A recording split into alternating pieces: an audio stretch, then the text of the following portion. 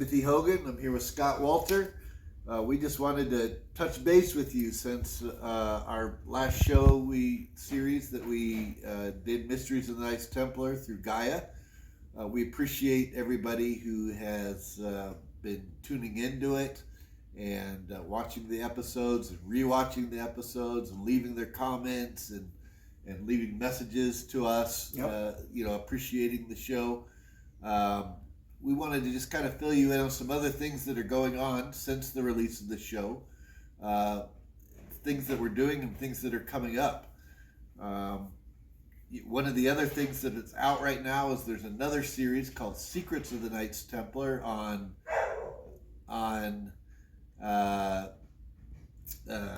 YouTube that is put out by Zohar Productions. Be sure to check that out. It has other information in it that's not on the Gaia series. Even though there's some subjects that cross over on both shows provide different information. So you want to check that out. There's some great interviews.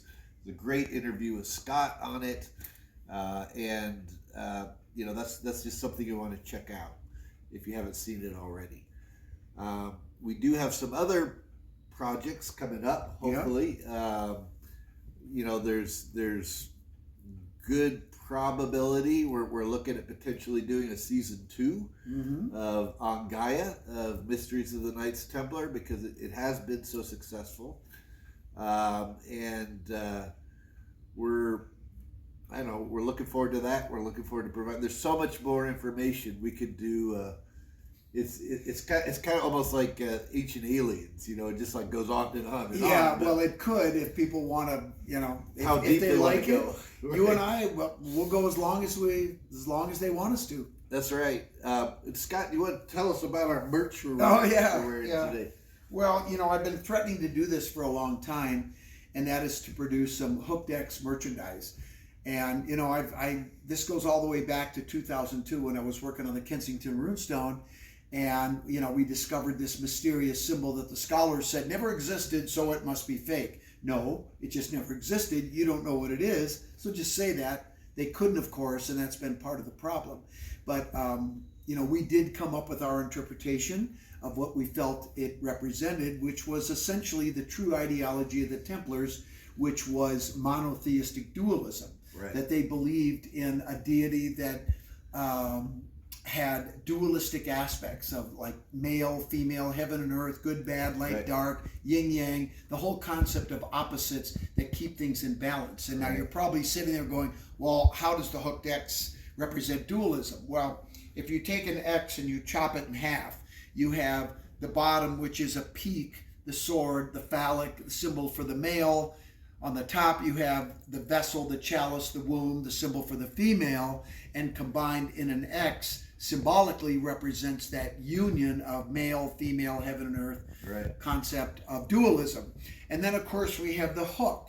And, and actually this whole dualism thing came to us fairly quickly, but we could never figure out what the hook was. And actually, the first time I spoke to a Masonic lodge, I think this is like 2005, and I asked somebody, I said, what do you think this hook means? And one guy raised his hand and he said, a child. And it just clicked in my head that, here we have the little girl, if you will, in the womb of its mother that could represent the Holy Trinity. Right. The Holy Trinity being the Father, Son, and the Holy Spirit. And when you ask people, what is the Holy Spirit? They kind of, not really sure. It's not well defined. Right. But to me, it's fairly simple. You've got the father, you got the child. Who's missing? Mama, right? Right. So that represents that ideology. And so we finally, after all these years, came out with T-shirts, hats, like this right here, and this bag, which is really beautiful. And there's a little saying on the back that I have to give Haley Ramsey credit for that says the symbol of the Templars' secret history in America since 1362. So if anybody's interested in that, promote our stuff, you can buy it on my website is scottfwolter.com. And I think Haley's site has it, HaleyARamsey.com. And so that's that. That's great. And of course, they have to be black, white, and red, which are Templar colors. Oh, are those colors important? Yeah, that's right. So that's part of it too. We also have some speaking engagements coming up. We're both going to be at the Cosmic Summit in June.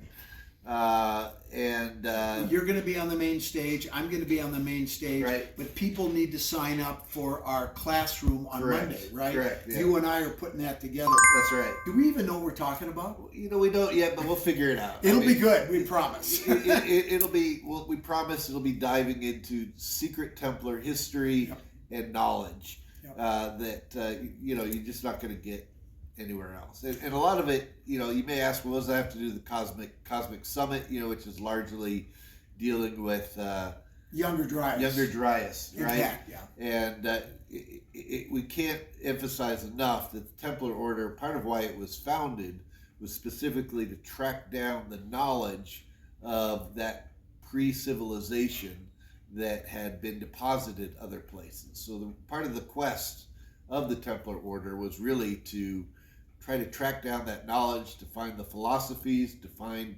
what the secret, what not only the secret history, but what the technologies were, what the philosophies were of that pre-civilization that had carried over, and how and who were the families that were preserving it, what were the traditions that were preserving it, and that falls all into everything that the Templars did. So question for you. So the people that are going to be attending the conference and actually attending our lectures, whether it's at the Cosmic Summit or other places, one of the things I think is important for people to understand is that you're going to be initiated to a certain extent about this secret history and some of the signs, symbols, and tokens that are not just Masonic, but are specifically Templar, that we have really been hiding or has been hidden by the order for a long time.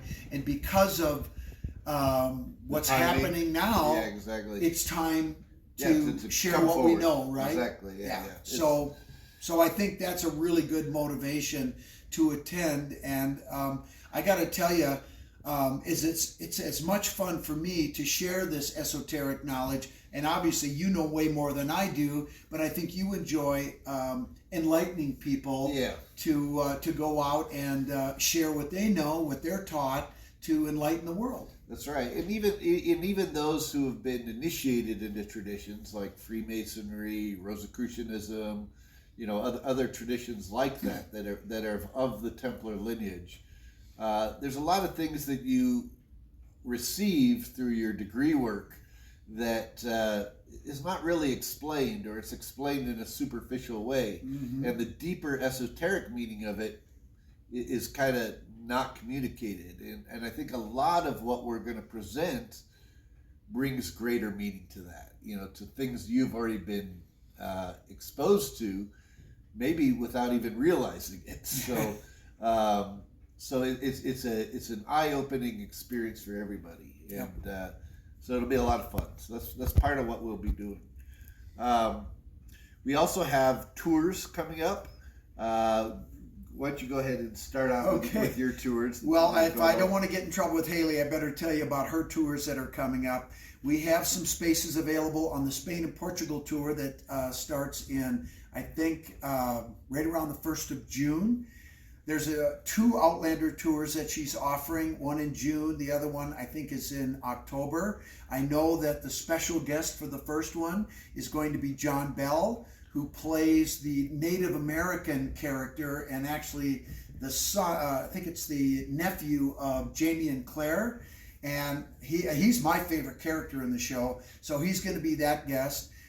She also has a tour going to Cornwall. And by the way, I'm going to be on these tours. So like it or not, you're going to get your fill of me. There's another one in Ireland. And then next year, there's going to be one in Sweden. Yeah. And one of the things we're going to do is trace my footsteps in the research that I did looking for all of the runes, dialect, grammar, dating, of the Kensington runestone inscription. The round towers? The circular round towers that were built by the Templars. And what really, we're going to follow the path I took from, after I did the geological work on the runestone. The rock itself, the weathering of the rock, told me that it was real, that it was centuries old, right. And it was real. And I have to say, Tim, I trust rocks. Right. I don't trust some people, right? Yeah. And so the rock told me it was real. Therefore, everything in that inscription had to be consistent with the 14th century because it's dated 1362. Right. I went over there and found everything. Yeah. And of course, that trail led me straight to the Templars and nobody else. Right. So that's going to be sort of recreating my journey. I can't tell you how excited I am to go on that and show people these churches, these grave slabs, and these sacred sites that I haven't been to for 20 years. So that's a good one. We're going to do Scotland again in June. That's the Esoteric Scotland tour. And then the first time ever, we're going to do a Virgo tour in France and go to all of the Gothic cathedrals that were built by the Templars, right. that actually mirror the constellation of Virgo, the goddess, right. On the ground. Notre Dame, Our Lady. Notre Dame and Amiens, yeah. And a whole bunch of others. But this is really one of the best examples of that esoteric concept you and I know very well. As above, so below. So below. Right. Also, as above, so below. Exactly. There you go. There you go. So I'm just going to stop there. There are going to be some others, but that's enough for now. So yes, Haley, I did it for you. You're welcome. We also have Templar Travel Tours is going to be doing some more tours in the coming year, particularly going to Egypt. We have access to everything in Egypt that most tourists don't get to see. And in particular, there are multiple Templar markers all around at these temples that people don't even know about, that you'll get to see and we'll get to explain. There's areas that are closed to the public that have all kinds of Templar stuff in them, from Templar research that was going on that we'll be looking at. We'll also be doing a trip to Istanbul in Turkey, going to Göbekli Tepe, as well as to around Istanbul. The first Templar commandery was in Istanbul, formerly Constantinople. We'll be going there. There's still Templar markers there as well. We'll be looking at, as well as other things in the area.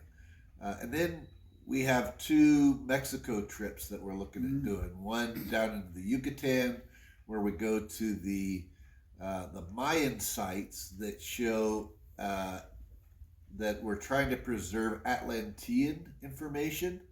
So there's that Atlantis connection, but then there's also the local Mayan communities who we'll be meeting with. They preserve aspects of their connections with the Templars, from back in the 1200s. They still create altars that are identical to the altars that Templars create today, that have the equal armed cross on it and everything else. So we'll be exploring that, looking at that tradition, meeting with those Mayan elders, and participating in ceremony with them. So that's one Mexico trip. The other Mexico trip we're looking at is Teotihuacan. We'll be going to the Pyramid of the Sun, the Pyramid of the Moon, Quetzalcoatl, as well as going to Cholula, which has the largest pyramid in the world on it. There's a chapel on the top of it that the Roman Church built in order to mark their territory. Oh God! But it's dedicated to Our Lady of the Remedies, and that there's all kinds of great arts and culture around that pyramid. We'll be looking at that, as well as the town of Puebla itself, which has a number of incredible chapels and libraries and everything else from the old world that was established prior to Mexico City being established. And we'll probably venture into Mexico City as well and visit some of the museums and that type of thing. So those trips will be coming up over the next year. If you go to Facebook, Templar Travel Tours, you'll see announcements for those upcoming trips as well. Hey Tim, can I confess something? Yeah, please. I've never been to Egypt. I know it's ridiculous. I know. It is. As a forensic geologist, I know. I mean, just it's the, ridiculous. just the stuff there. What can I say? But right. so we're going to have to figure out some way to make that happen. Yeah. I can just say this: I don't want to go to Egypt without you guys. Yeah. So we got to figure out a way to make that happen. We need to get you. We need to. We're All gonna right. make it happen. That's on my bucket list. All right. Well, we'll do it. We'll do it because the stuff you're going to see is going to blow your mind. I know. There is evidence of technology there that clearly the Egyptians didn't do because they only had copper tools. Right. And yet here's these some of the hardest granite on earth being fashioned in ways that would be hard for us to do today. Okay, Yeah. That's a really good point. And I think what that tells us, and in a general sense, what seems to be happening in research today, not just in Egypt but around the world, what we're finding is these megalithic structures like the pyramids and structures all around the world. It seems to me that they keep getting older and older and older and older. And so when you talk about things like, some of the hardest granite in the world being fashioned in such a way that we can't even do it today. Right. What does that tell us? First and foremost, what it tells me is that they're a hell of a lot older than we thought. Yeah. And that perhaps, maybe, we're going back even farther than we dreamed to pre-Younger Dryas, where there might have been a technology that existed that that was lost, right? I mean, is this where you see things going in the future? Yeah, do you agree with this? I do, and I think what happened was, places like Egypt were centers of preservation, where you could tell some of these sites the Egyptians tried to preserve because they knew it was beyond their capability. They thought that the gods did it, and well, wait a minute, gods? Right. You mean up there? Right. Yeah. Exactly. Maybe it's something other than the gods. Right. Quite potentially. I mean, there's a number of these sites that are also literally the hieroglyphs on them say they are Stargate centers that we look at, and I mean we explore so many aspects of it that are beyond what standard history has taught, and in some ways beyond what standard history can even accept right now because it's too far out, but the evidence is there. Right. So we look at the evidence, and once you see it, you can't unsee it. And so that's part of the joy of these trips. And this was something that the Templars were studying clear back in the 1200s. I mean, you look at for example, the whole area between Giza and Saqqara, which is about 20 miles away, is there's a whole vast underground network of tunnels between the two areas. In this area, according to the ancient Egyptians, the name for it was Rostau. And so when the Templars back in the 1200s started researching and studying there and doing archaeological excavations. So these tunnels were already there when the Templars They were already there, yeah. Okay, yeah. So is it fair to say that this could have been the inspiration for what the Templars were known for, was tunnels? Yeah, absolutely. Okay, absolutely. so this is where they got this idea. They were inspired by a lot of things. Okay. This is where they were. That makes sense to me, for sure. Yeah, I mean, this is where the Black Madonnas came from, that they started putting in the cathedrals. The cathedrals themselves, they started building, were based off of how the temples down in Egypt were being built. So that's where the Gothic architecture came from. That's where they got it from. Well, the whole idea of making a body in stone, right? and like the female body in stone. Yeah, so they were doing the same thing down in Egypt. I mean, there's so much. Once you see the Templars, because the Templars left graffiti all over the place down there, and the places that they were turning into their commanderies and their preceptories. I mean, like the Temple of Isis at Philae was their main commandery, and you see the Templar cross carved everywhere, all over the temple, because that's where they were based out of. And so what you're saying is that the Templars back in the 12th century we're leaving these signs, symbols, and tokens Yeah. for Templars in the future, Right. like you and me, Exactly. to say, hey, this is an important area. Yeah. You need to pay attention, and obviously we are. That's right, exactly. And so when we go to these sites, there's a great connection between not only what we're finding in Egypt, but then what you're touring in France. For example, the reason why, so that whole region that was called Rostau by the ancient Egyptians, well, the Templars who are familiar with Latin just transliterated that into Latin, and Ros in Latin meant rose, and Tau meant cross. Cross. So they called it the region of the Rose Cross. So when they went back and they were bringing that knowledge back into France, and they set up the cathedrals.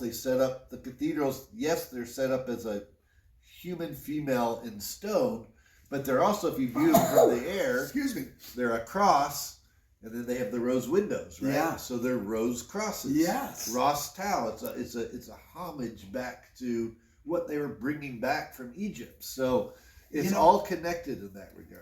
Let me ask you a question, and I think I already know the answer to this, but I'd like to get your take. You're familiar with the Telpiat tomb? Yeah, of course. Okay, this is the ancestral tomb of Jesus, Mary Magdalene, and other family members. Right. So one of the things that happened when they discovered that tomb is that at some point around the year 1100, somebody entered that tomb, and they didn't seal it up properly. Now, we know who it was that went in there, and we know why, but we'll save that for another time. Right. But the question I have is that because they didn't seal it properly, is over the next 900 years, this allowed Terra Rosa soil to flow into the tomb and fill it up to 2 feet deep, right? Yeah. And there's a whole nother story with that. But this Terra Rosa soil flowed down from rose gardens above. Right. So, does this have anything to do with?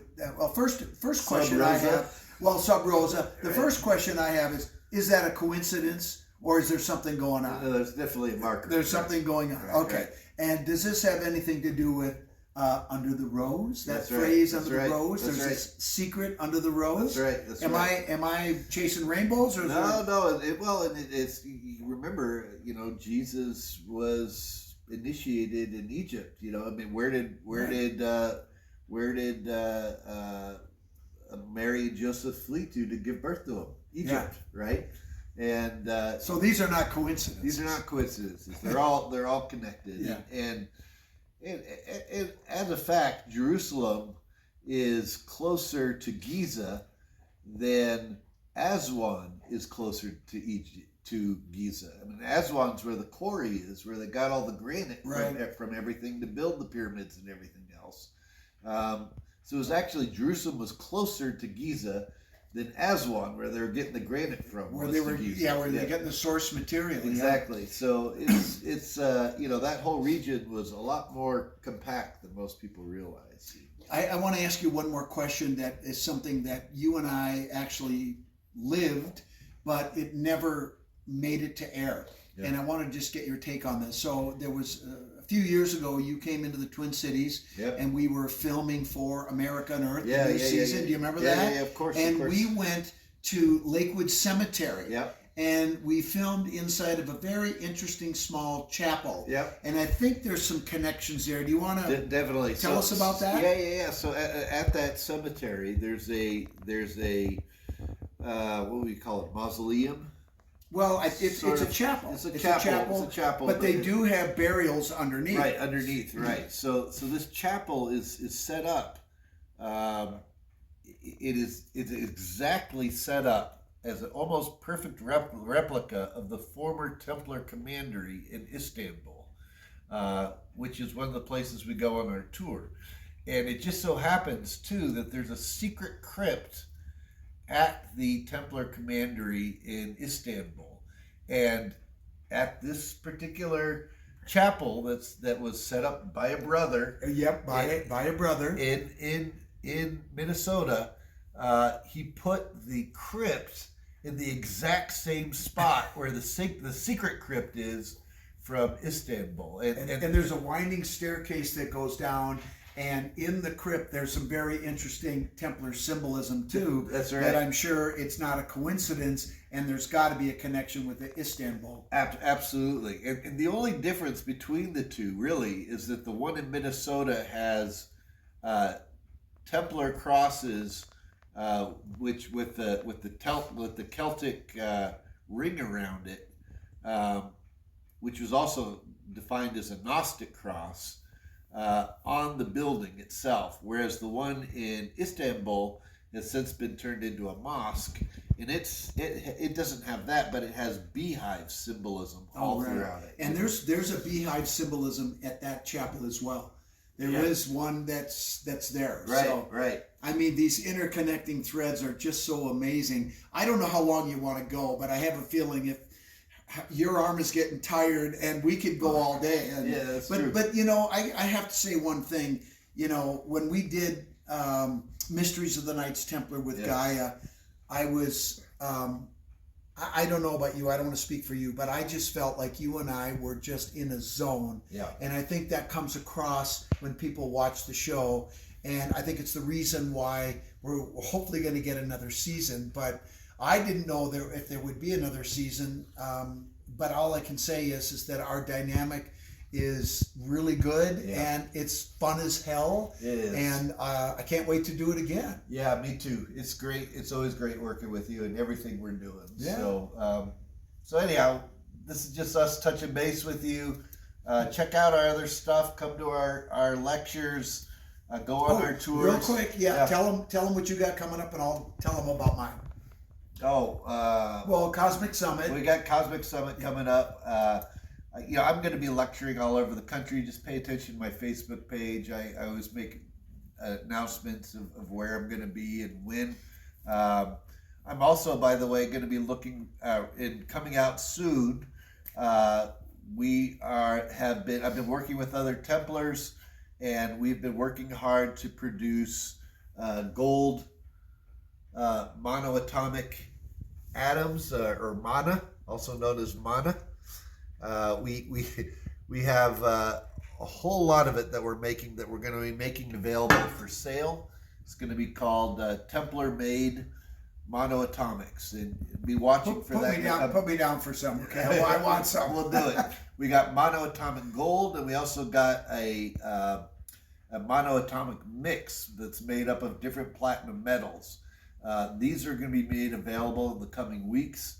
I'll be making announcements for that as well on Facebook, so just watch for that. But it's all Templar made, and it's all the purest form of monoatomics of mana that is out there, and I can guarantee that because I've tested the other products, and this is going to be really something unique that's going to be available. So top of the line. So how do you use it? If somebody bought this, what would you do with it? Well, you can take just a few drops a day, up to a full teaspoon a day. Okay. And it's about 300 parts per million monatomics within distilled water. Okay. And then we also charge it inside an orgone accumulator for 30 days, just to really charge it.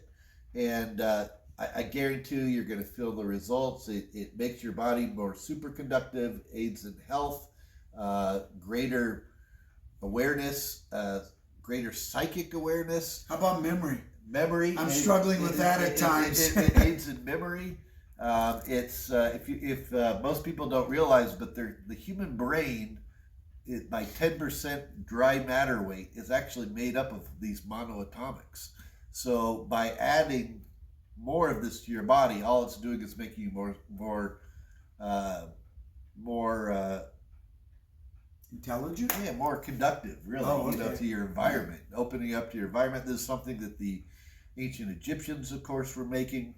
You find it on the temple walls. This is where the Templars were finally learned how to make it through some of the traditions that were passing it on in Egypt. Directly tied to the Grail Mass.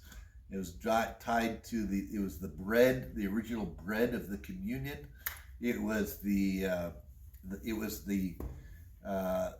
the manna bread. It was the white stone that is described in Revelations, as well as in Tibetan Buddhist traditions. You know, when you see Om Mani Padme Hum, the Tibetan chant, the mani is the mana. So it is the precious white stone. So this is something very unique. You find it. It was also, by the way, because of its properties with anti-gravity, which is part of the reason why we have to keep it in water to help stabilize it. This is where in the Vedic texts, when they talk about these flying craft that were known as Vimana, well, the mana was tied to the Vimana. It was also in the Sumerian text when it talks about the Anunnaki and their flying craft that were known as Shimana. It was the mana in the Shimana. When the Polynesian cultures, like in Easter Island and other places, talked about the Moai being moved with manna, it was the same stuff. In the Kebrakanesk text of the Ethiopians, the Coptic Church, when they talk about King Solomon's flying carriage that was being powered by manna, this is the same stuff. So it's been a rich part of the Templar tradition for the last 1,000 years, and we're now making it available to the public. So it should be, get some and enjoy it, because it's just designed to help you. Wonderful. Yep. I'm just going to quick rattle off. I have Haley and I are going to be giving a lecture at Haley Ramsey. Yep. At what's the name of the? It's the Masonic Education Center. Oh yeah, the Masonic Colorado Research Lodge of Colorado. Okay, and that's going to be on April 25th. Yes, in Colorado. In Colorado, so if you can make that, it's open to the public. Yep. We're also going to be speaking, both Haley and I, at the Contact Modalities Conference in Wisconsin, May 2nd to May 4th, and then of course the Cosmic Summit, and then I'll be going off on these tours, and I don't know what's going to happen after that. Right, but so come check us out. We'd love to see you. We'd love to have you along to our presentations, but also our tours and anything else we're doing. So thank you for staying tuned into us. Thank you for watching our shows, and thank you for all the comments that you leave. We can't always get to them all because we're always so busy, but we sure do appreciate absolutely all the comments you leave, whether it's YouTube or whatever. So all right, that's it. Thanks for having me, brother. Yeah, thanks. All right.